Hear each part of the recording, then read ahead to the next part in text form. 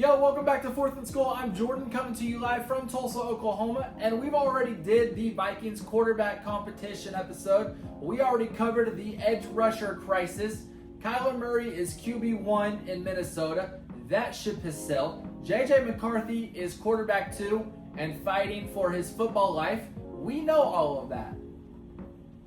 But today we're doing something different. Today we're zooming all the way out because being the best quarterback on your own roster doesn't mean a dang thing if you're getting smoked by the guy across the division standing behind center twice a year.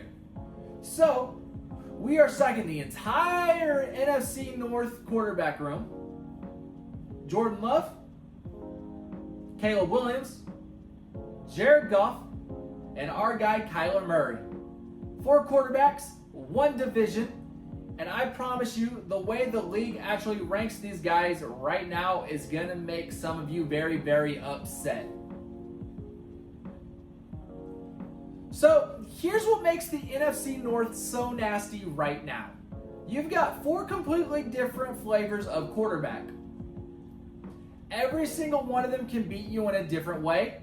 You've got the cerebral, efficient guy in Green Bay. You have the chaos agent, boom or bust talent in Chicago. You've got the steady game manager who just doesn't turn it over in Detroit. And now you've got the wild card, the dual threat gunslinger who's never played a full season in his life in Minnesota. This isn't a division where you can circle 2 easy games or 2 easy wins on your schedule anymore. Every team in the North can throw the ball with somebody, and that changes how we should be thinking about the Vikings quarterback room. Not in a vacuum, but in context. So let's go team by team. Let's start with the guy sitting at the top, Jordan Love. Just had a career year in Green Bay with 3,381 yards, 23 touchdowns, and only 6 picks. And the advanced numbers back it up even harder than the box score. His EPA per drop back was second best in the entire NFL last season, second in the whole league behind Love. In the traffic, the Packers went out and got him Micah Parsons to rush the passer for him. This is a Super Bowl or bust roster in Green Bay right now, and Love is the engine driving it. But, and I promised you a but, there's a real hole in the game that the scouts are circling. Last season, 1 out of every quarterback who faced at least 85 pressure dropbacks, Jordan Love was the only one out of 38 qualifying guys who didn't throw a single touchdown pass when he was under pressure. 0. League median was 5. So, when the pocket collapses on Love, he doesn't have an answer for you right now. And that matters because Brian Flores and the Vikings defense, we've talked about all offseason, they bring the pressure. If Minnesota gets after Love twice a year, that's a start right there, is where you attack him. Now, Caleb Williams in Chicago. Buddy, the vibes on this guy are unhinged in the best way. Executives, coaches, and scouts ranked him 10th best quarterback in the entire NFL heading into this season, in a poll where Jordan Love didn't even crack the top 10.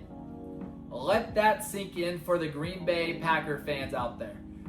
Williams beat the Packers twice last season, including a legendary playoff run comeback that had the whole division talking. He's got the arm talent, the athleticism to make throws that only he and Patrick Mahomes are making. And that's not me saying that. That's an anonymous GM. But here's the flip side. One veteran NFL defensive coach called him wildly erratic. Guy makes a throw that wins the game, and 2 plays later, he's making you go, what is he doing? Boom or bust doesn't even begin to cover it. And in a division that punishes turnovers, that swing between magic and mayhem is exactly why Chicago is a must-watch TV every single week. And then there's Jared Goff. Nobody's making highlight reels of Jared Goff on Instagram. Nobody's arguing about Jared Goff on sports talk radio. And that's exactly the point. Detroit knows precisely what they're getting from this guy every single week.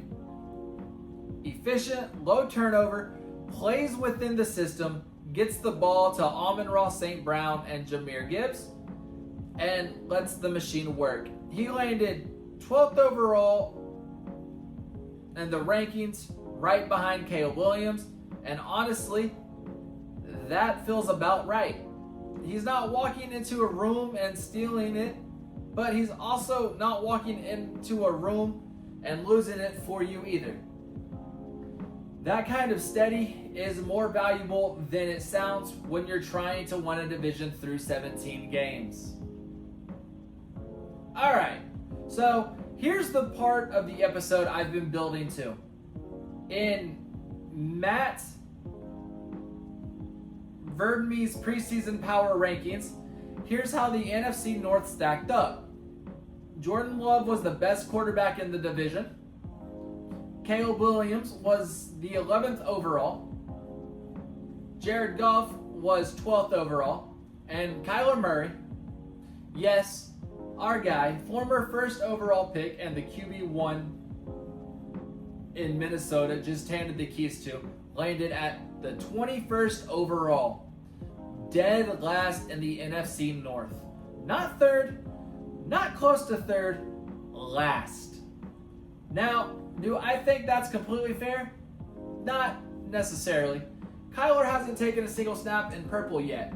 He's walking into a supporting cast that's arguably better than anything he's had in Arizona. He has Justin Jefferson, Jordan Addison, TJ Hawkinson, and Kevin O'Connell drawing up the offense. The talent gap between him and these other three guys is nowhere near what a ranking like that suggests. But that's the perception right now. And perception matters heading into a season because it shapes his ADP. It shapes how he gets talked about, and honestly, it shapes the chip on his shoulder. And we already know Kyler plays with one of those attached permanently.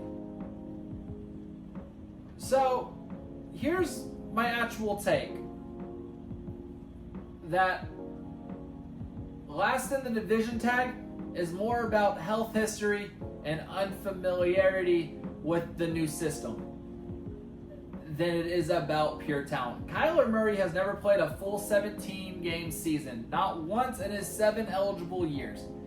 That's the real reason he's ranked behind 3 guys who show up every single week.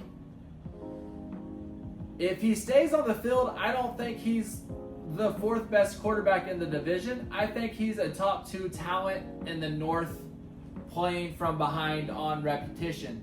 But if he stays on the field, is doing a lot of work in that sentence, and that's exactly why the league has him ranked where he is.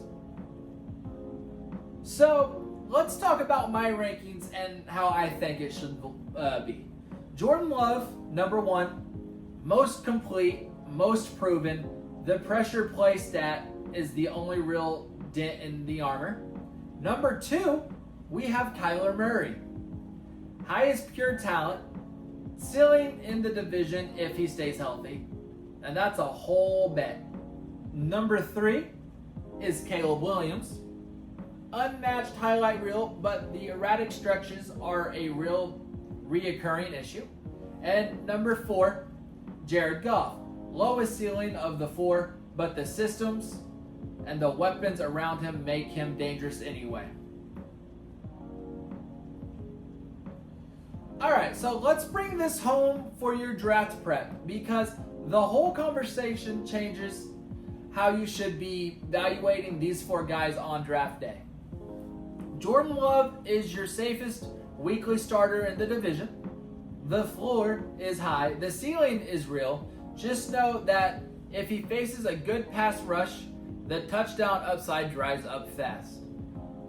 Caleb Williams is the classic high ceiling, low floor QB1, added rushing juice. Boom weeks that win you a matchup outright, but the erratic stretches will absolutely sink you some Sundays too. Jared Goff is a low end set it and forget it quarterback 1 or high quarterback 2. He's not winning your league, but he's also not losing it for you in week 11. And Kyler Murray, and the wild card of the group, highest rushing floor of any of the 4 by a mile, a legit QB1 ceiling if he plays 15 plus games, but he is also the only one of the 4 with real games missed. Risk baked into his profile. That's exactly why his ADP is going to be lower than his talent deserves. And that, my friends, is where the value lives. Draft Kyler with your eyes open. Know the injury risk is real. And understand you might be getting QB1 numbers at a QB2 price. So, there it is. 4 quarterbacks, 1 division, a whole lot to prove. Jordan Love has shown he can win when the pocket collapses. Caleb Williams has to cut down the erratic stretches and turn highlight reel into consistency great. Jared Goff just has to keep doing what Jared Goff does. And Kyler Murray has to do the one thing he's never managed to do in his 7 years in the league. Stay on the field for a full season. Do that, and I promise you this. Last in the division talk disappears by Thanksgiving. And that's your NFC quarterback stacks. I'm Jordan. This is 4th and Skull. Subscribe wherever you get your podcast. Follow us on social media. And for the love of everything holy, do your research before your draft. And we'll see you next episode.